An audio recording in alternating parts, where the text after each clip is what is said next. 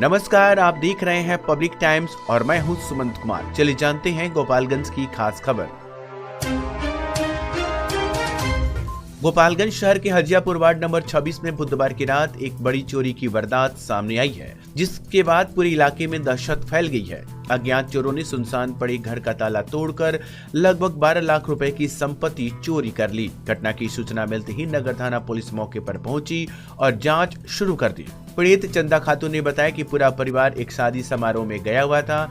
इसी का फायदा उठाकर चोरों ने मुख्य दरवाजा तोड़ा और घर में प्रवेश कर लिया। अलमारियों को तोड़कर चोरों ने करीब 1,50,000 रुपए नगद, सोने चांदी के गहने और अन्य कीमती सामान सहित कुल 12 लाख रुपए से अधिक की संपत्ति पर हाथ साफ कर दिया। शादी से लौटने पर टूटा ताला और बिखरा सामान देखकर परिवार के होश उड़ गए। पुलिस ने घटनास्थल का निरीक्षण कर साक्ष्य जुटाए। आसपास लगे सीसीटीवी कैमरे की फुटेज भी खंगाली जा रही है ताकि चोरों की पहचान की जा सके। स्थानीय लोगों का कहना है कि क्षेत्र में हाल के दिनों में चोरी की घटनाएं बढ़ी हैं, लेकिन गश्त में ढिलाई बनी हुई है। पुलिस अधिकारियों का कहना है कि जल्द ही मामले का खुलासा कर आरोपियों को गिरफ्तार कर लिया जाएगा। घटना ने एक बार फिर सुरक्षा व्यवस्था पर सवाल खड़े कर दिए हैं।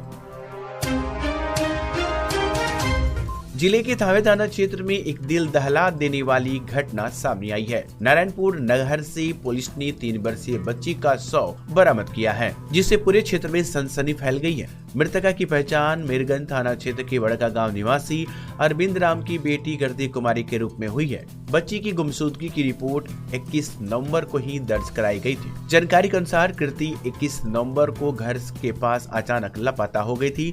परिजनों ने खोजबीन की, लेकिन जब कोई पता नहीं चला तो पुलिस को सूचना दी गई। पुलिस की तलाश जारी थी कि इसी बीच नारायणपुर नहर में एक शव दिखने की सूचना स्थानीय लोगों ने दी। मौके पर पहुंची पुलिस ने शव को बाहर निकाला तो उसकी पहचान लापता बच्ची के रूप में हुई। मासूम का शव देखते ही परिजनों में कोहराम मच गया। पुलिस ने शव को पोस्टमार्टम के लिए सदर अस्पताल भेज दिया है और मामले की जांच कई कोणों से शुरू कर दी है। बच्ची के लापता होने से लेकर शव मिलने तक की पूरी कड़ी जोड़ने की कोशिश की जा रही है। पुलिस का कहना है कि पोस्टमार्टम रिपोर्ट के आधार पर मौत के कारण स्पष्ट हो सकेंगे और जल्द ही पूरे मामले का खुलासा किया जाएगा। जिले के कटिया थाना क्षेत्र स्थित कोइसा भाटवा गांव में एक नवविवाहिता की संदिग्ध परिस्थितियों में मौत से पूरे क्षेत्र में सनसनी फैल गई है। मृतका की पहचान अतुल यादव की 25 वर्षीय पत्नी प्रियंका कुमारी के रूप में हुई है। घटना की सूचना मिलते ही पुलिस मौके पर पहुंची और शव को पोस्टमार्टम के लिए सदर अस्पताल भेज दिया। मृतका के मायके वालों ने ससुराल पक्ष पर दहेज के लिए गला दबाकर हत्या करने का गंभीर आरोप लगाया है। जानकारी के अनुसार प्रियंका की शादी इसी वर्ष फरवरी महीने में फुलवरिया थाना क्षेत्र के खलवा टोला निवासी स्वर्गीय रामजीत यादव की बेटी के रूप में धूमधाम से हुई थी, लेकिन परिवार का आरोप है कि शादी के कुछ ही दिनों के बाद प्रियंका को दहेज की मांग को लेकर प्रताड़ित किया जाने लगा। कई बार मारपीट की शिकायत मायके वालों से की गई, लेकिन समझौते के बाद मामला शांत होता रहा। आरोप है कि लगातार बढ़ती प्रताड़ना के बीच प्रियंका की हत्या कर दी गई और इसे सामान्य मौत के रूप देने की कोशिश की गई। प्रियंका का शव ससुराल के घर से बरामद हुआ, जिसके बाद भारी संख्या में लोग जमा हो गए।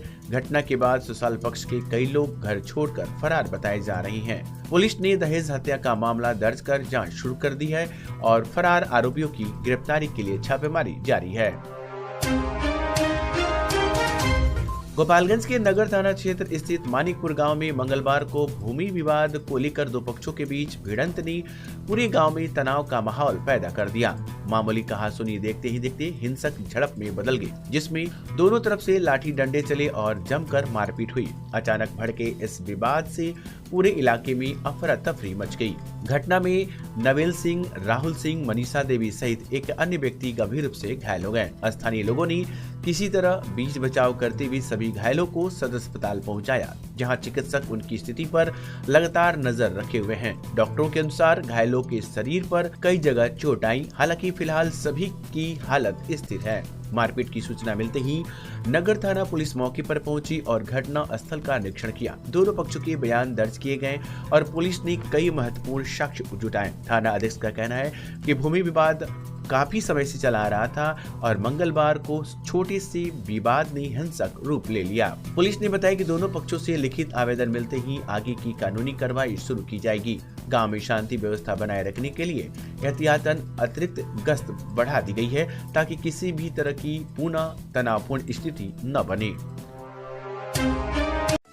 आपके सपनों के घर को चाहिए परफेक्ट लुक तो याद रखिए मौर्या ट्रेडर्स, जहां मिलेगा सोमानी के हर रेंज, हर क्वालिटी और हर बजट का शानदार collection. Tiles, sanitary ware, bath fittings, marble और ग्रेनाइट का थोक और खुदरा दोनों में सबसे बेहतर दाम और भरोसेमंद क्वालिटी। तो इंतजार किस बात का, आज ही आइए। Somany authorised dealer Maurya traders, Maurya complex, Arar मोड़, नियर कमला राय कॉलेज, गोपालगंज। मुसाफिर हुंडई अब आपके शहर गोपालगंज और सिवान में भी। अब हुंडई का कार लेना हुआ और भी आसान। 1 लाख रुपए डाउन पेमेंट देकर कार अपनी घर ले जाएं। साथ ही 50,000 तक का ऑफर। अनुभव कीजिए सुरक्षित ड्राइव का गोपालगंज में मुसाफिर हुंडई की संग, जहां एक ही छत के नीचे सेल्स, सर्विस, फाइनेंस और एसेसरीज भी उपलब्ध। तो देर क्यों, आज ही आए और अपनी मनचाही कार ले जाए मुसाफिर हुंडई से।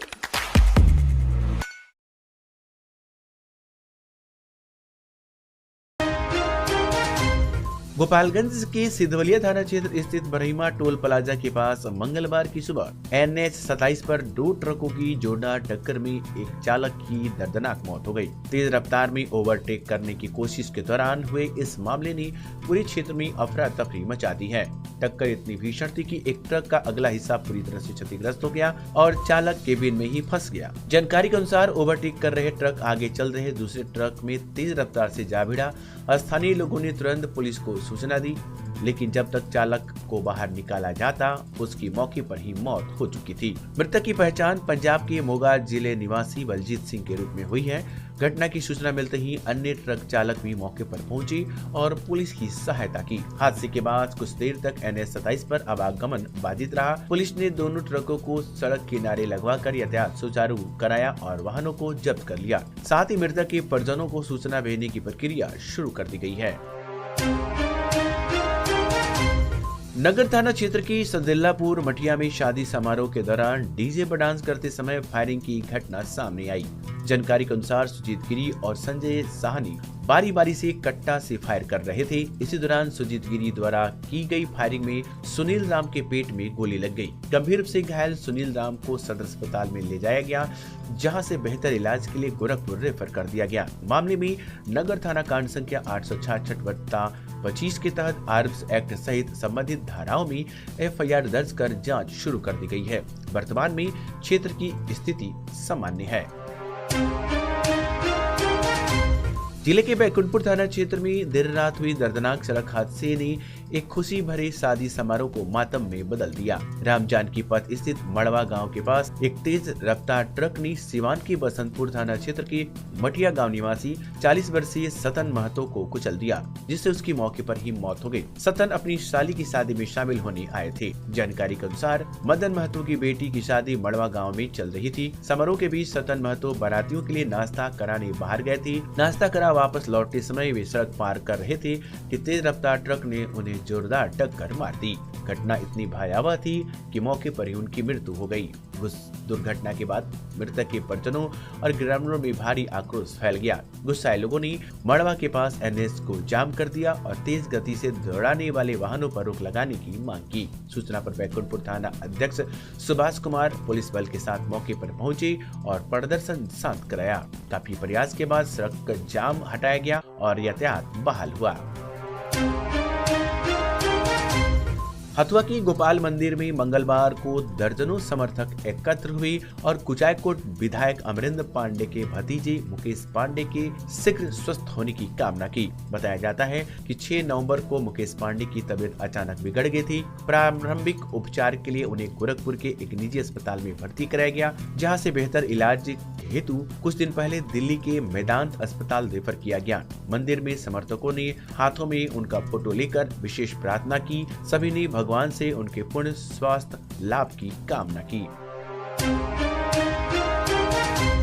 गोपालगंज में 29वां राष्ट्रीय युवा महोत्सव 2025 के तहत इनोवेशन ट्रैक विज्ञान मेला मंगलवार को सिपाया स्थित गवर्नमेंट इंजीनियरिंग कॉलेज में उत्साहपूर्ण माहौल में आयोजित हुआ। कॉलेज के छात्र छात्राओं ने विज्ञान और तकनीक के क्षेत्र में अपनी प्रतिभा का प्रदर्शन करते हुए कई अभिनव प्रोजेक्ट और मॉडल प्रस्तुत किए, जिन्हें उपस्थित लोगों ने काफी सराहा। मेले में रोबोटिक, स्मार्ट एग्रीकल्चर, ऊर्जा संरक्षण, पर्यावरण सुरक्षा, आर्टिफिशियल इंटेलिजेंस और डिजिटल ट्रांसफॉर्मेंस से जुड़े उन्नत व प्रयोगात्मक मॉडलों का आकर्षण स्टॉल सजाई गई। प्रत्येक स्टॉल पर छात्रों ने अपने प्रोजेक्ट के उद्देश्य, प्रक्रिया और उपयोगिता की विस्तार से जानकारी दी। जिला पदाधिकारी पवन कुमार सिन्हा ने सभी स्टॉलों का निरीक्षण किया और छात्रों से बातचीत कर उनका नवाचार को प्रोत्साहित किया। उन्होंने कहा कि युवाओं की वैज्ञानिक सोच और तकनीकी नवाचार देश के विकास की वास्तविक ताकत है। उन्होंने उत्कृष्ट मॉडल की विशेष प्रशंसा करते हुए छात्रों से अनुसंधान और रचनात्मक प्रयोग जारी रखने का आग्रह किया। विज्ञान मेले में बड़ी संख्या में शिक्षक, विशेषज्ञ, छात्र और सामान्य नागरिक उपस्थित रहे। कार्यक्रम रचनात्मकता और नवाचार से भरे माहौल में सफलतापूर्वक संपन्न हुआ। माझागढ़ सामुदायिक स्वास्थ्य केंद्र में मंगलवार को स्वास्थ्य कर्मियों की साप्ताहिक बैठक आयोजित की गई। बैठक की अध्यक्षता प्रभारी चिकित्सा पदाधिकारी डॉक्टर तारिक इब्राहिम ने की। बैठक में उपस्थित सभी स्वास्थ्य कर्मियों ने पिछले सप्ताह किए गए कार्यों की रिपोर्ट प्रस्तुत की, जिसकी समीक्षा के बाद आगामी पल्स पोलियो अभियान की तैयारियों पर विस्तार से चर्चा हुई।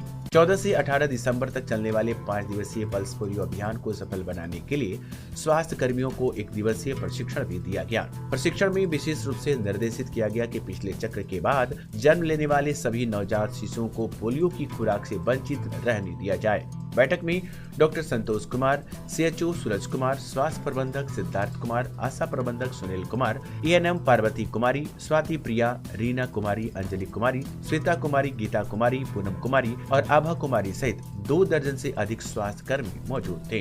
अकाउंटेंट मुकेश ओझा ने बताया कि 29 नवंबर को आशा कार्यकर्ताओं और 1 दिसंबर को आंगनबाड़ी सेविकाओं को पल्स पोलियो का प्रशिक्षण दिया जाएगा। प्रखंड की 20 पंचायतों में से 2 सदस्यों वाली 83 टीमें गठित की गई, जो 0 से 5 वर्ष तक के बच्चों को घर घर जाकर पोलियो की खुराक पिलाएंगी। पर्यवेक्षकों द्वारा अभियान की जांच की जाएगी और लापरवाही पर सख्त कार्रवाई होगी। तो ये थी गोपालगंज की खास खबर। आपका दिन शुभ हो। धन्यवाद।